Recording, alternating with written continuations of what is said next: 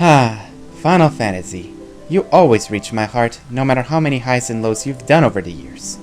So, which character do I hate? Nope, I don't have a problem with Tidus. Nope, I don't hate Shantotto either. Well, not much. 1, 2, 3, we go! Not her either. The character I hate the most in Final Fantasy is the main villain of Final Fantasy XII, Vayne, Solidor. Yep, for those of you who saw my top 10 Final Fantasy villains list, you probably already know that I despise him with all my heart. He's the leader of Arcadia and the older brother of Larsa, but unlike his little brother, Vayne is ruthless, devious, manipulative, and even obsessed with power. He even went so far to kill his own father to take the throne for himself. And even if he cares for his little brother, he doesn't even listen to his pleas, showing no emotion and no mercy to both friend and foe alike. And just when you think you've beaten him, he transforms into Vayne Novus by absorbing all the manufactured Necessite, injuring Gabranth severely. And then, after the party defeats him, he still isn't through. After crawling towards the Bahamut's helipad, if you want to call it that, the Knot, Vayne's ally, has granted him enough power to infuse the ship's parts onto him, turning him into a mechanical dragon. This guy just pisses me off so much.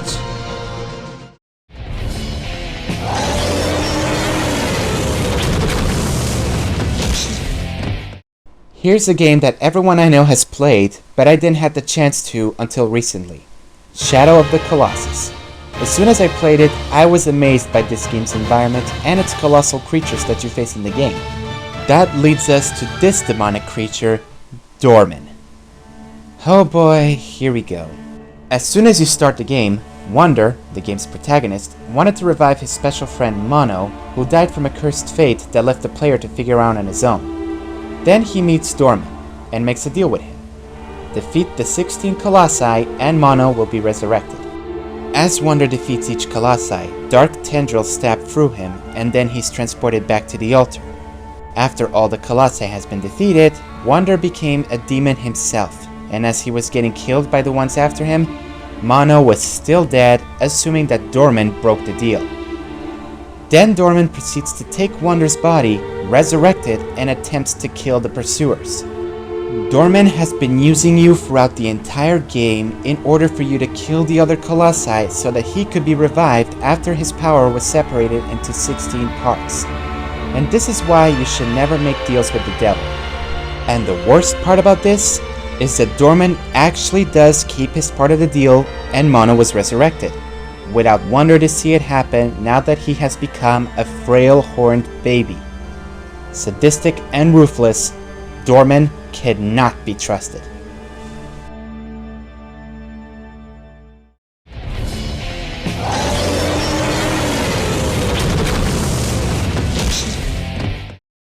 Xenoblade Chronicles. My god, this game is just breathtaking. Love the visuals, love the gameplay, love the environment, love the music, the godly music, and love almost all of the characters. Who do I hate, you may ask? The backstabber Mumkar, of course. Mumkar was one of Dumban's allies during the Mechon invasion on the Mechonis sword, which he then ditches the group and escapes like the coward he is, only to get blasted by the Mechon afterwards. A year later, the Mechon invaded Colony 9, Shulk's hometown, and leading them was a faced Mechon known as Metalface, who kills Fiora. It was later revealed that the faced Mechon were actually humans, or Hums, who were modified by the Mechon and forced to battle. So to find out that the one piloting Metalface is actually Mumkar, my hate towards him got even higher. And you know what's the worst thing about that? It's the fact that all his actions were all cause he wanted to. All that because of his jealousy on Dumban's status as a hero and wanting to get the Monado for himself. And his death? Not satisfying at all.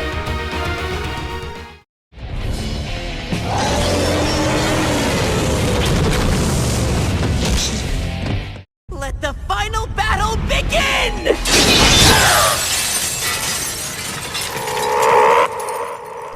Do I even need to say anything?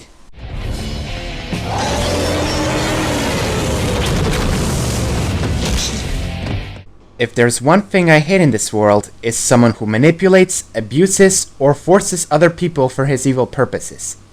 And one of these people is the leader of Team Plasma himself, Getsis.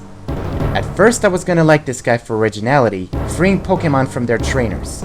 But after defeating N and his legendary dragon Pokemon, it was revealed that Getsis was manipulating his adopted son, calling him a warped and defective boy who knows nothing but Pokemon, and using the dragon who chose N to attempt to take over the world. Of course! Shut it, Bison! God, using his adopted son and calling him useless just pisses me off so much! But that's not all. When you battle him, he uses a level 54 High Dragon. A level 54 High Dragon! How the hell is that possible when it can only be evolved at level 64? And yet, he doesn't stop there. In Black and White 2, not only he captures the only Pokemon capable of eating humans, but he's also the only villain who attempted to kill you by making Kyurem using Glaciate on you. Not even Giovanni had the balls to attempt to do that. I hate Getsis with all my heart, for being such a manipulator, for treating his adopted son like he's trash, and for ruining the originality of the motives of freeing Pokemon to revealing the most cliched motive any villain has. Taking over the— Of course! I said shut it, Bison!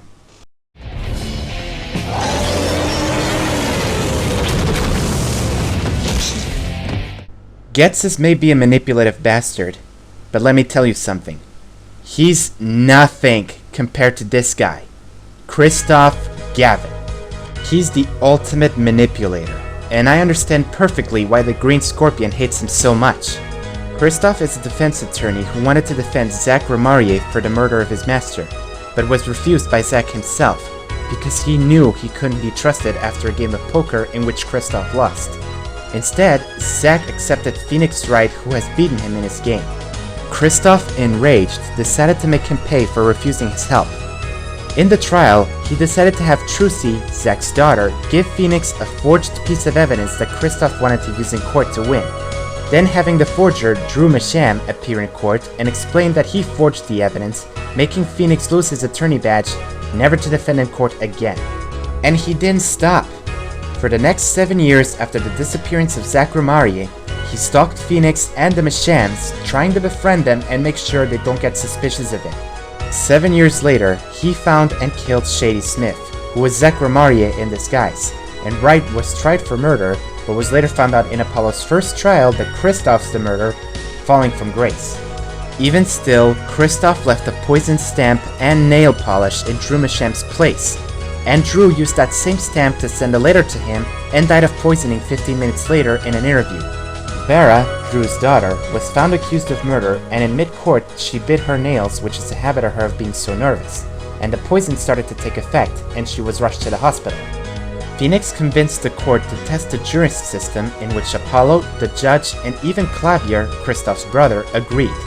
Christoph was enraged by the idea, leading him to his breaking point, calling the jurors riffraffs and ignorant swines that don't deserve to pass judgment in court. And after they declared Vera innocent, he doesn't cry, get angry, or even break down. He just laughs. A laugh so loud that echoed through the halls of justice, lingering for what seemed like hours, as Apollo stated. Christoph ruined lives of many people, including Phoenix Wright, who is one of my favorite characters in video game history. And you know something? He was meant to be my number one, but someone else appeared. Someone who actually beats him to it. Who is that character, you may ask? Well, before I reveal who it is, let us recap.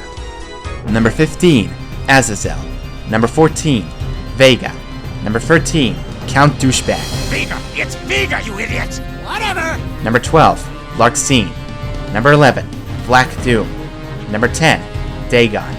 Number 9, Geese Howard. Number 8, Salazar. Number 7, Vayne Solidor. Number 6, Dorman. Number 5, Mumkar. Number 4, Jasper Batt Jr. Number 3, Getsis. And number 2, Christoph Gavin.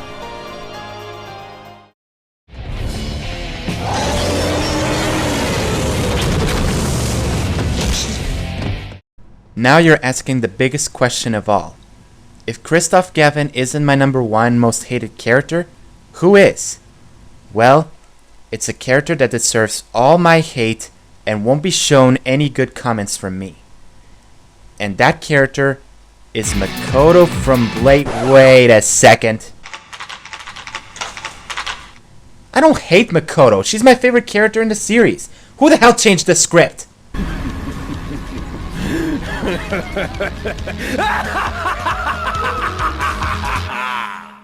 Fuck. Yes, I hate Hazama, or Terumi, or whatever you want to call this guy. This guy just ticks me off so much, and I just hate all his actions he's done in the game. Hazama is the captain of the NOL's intelligence department, and he's also a former member of the Six Heroes. He's also the one who created the Azure Grimoire and the Black Beast, and he's responsible for putting so many lives in misery. For starters, he's the one who burned down the church where Ragnar lived, cut off his arm, possessed Jin, and even adopted Saya. He betrayed the Six Heroes right after they defeated the Black Beast. He's also the only one who managed to piss off Rachel, who's normally calm and collected amongst all the characters in the game. He orders and forces Tsubaki to kill her best friend Noelle and her superior Jin, and made her use the Izuyoi, causing her to suffer from blindness and giving her false hope. And the most heart-hurting moment that made me hate this guy to death is the fact that he trolls Noelle so much, revealing too much information about her origin and nature, causing her emotions to run wild, which her limiter's Bulwark couldn't contain, and ending up transforming her into Mu 12. Do you know how hard it is seeing Noelle become like this? She was crying, becoming something she doesn't want to be. My heart was hurting so much while I was watching it. And all because of that bastard Hazama. Everything he's done was nothing but to make people's lives a living hell. But wait, there's more. He's also one of the cheapest fighting game bosses in existence. While normal Hazama has an interesting playstyle and his Astro Hate is kick-ass, Unlimited Hazama, the boss you face in almost every arcade and in some of the character's story modes, is a royal pain to fight against. He spams a lot of his moves, especially his super moves. He has an annoying shield that drains your health and heals his if you're too close to him, and even when you try to attack him from far, he just drags you back using his Ouroboros. He'll combo you to his Astral Heat when he has a chance and ending the fight on the spot, and the worst thing about this boss, the moment you almost got him, he gets tougher and tougher to defeat. No, I'm not kidding. He gets way too difficult the moment you're so close to defeat him. God damn him! He's a pain to the characters and to some of the players. Why do I say some? Well, it's the fact that he's a love-to-hate character to others. Well, if you like Hazama, I'm not gonna judge you. Each people like and hate anyone they like. Me, I don't respect Hazama. I don't even love to hate him. I utterly despise Hazama with all my hate. This is the Keyblade Solidor, and thanks for watching my very first vocal camera. Thank you, and see you next video.